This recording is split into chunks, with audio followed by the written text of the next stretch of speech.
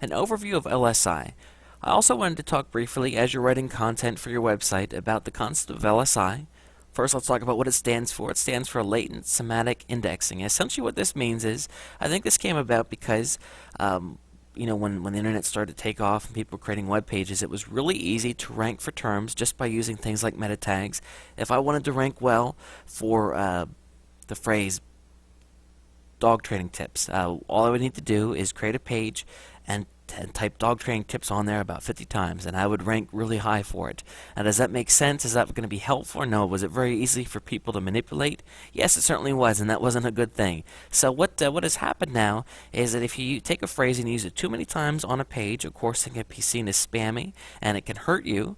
However, a way to make your page more relevant is to pay attention to LSI, which means basically the search engines look, and if you have a page that's about dog training tips, they're going to look, the search engines are going to know words that are related to dog training, which means that they're going to look for words like dog obedience and dog collar and barking. And they're going to know that all these other words are, if you know a lot about dog training, you're going to be using these other types of words. Essentially, that's what that means. So you might say to yourself, how do I make my site optimized with LSI? Well, there's a couple different ways.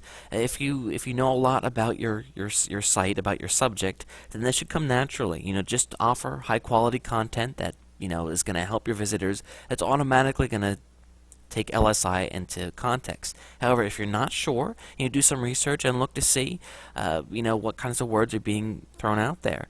So again, let me give another example. If you had a site that was on dog food, an example would, a poor example would be to use dog food again and again and again and again. But an LSI word would be something like Alpo, which is a popular dog food brand, or Kibbles and Bits, another popular dog food brand, which shows that, of course, you know what you're talking about.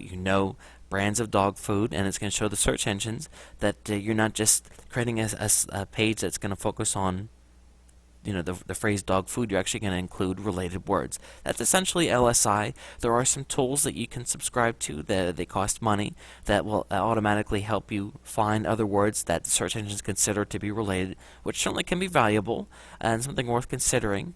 NicheBot has that feature.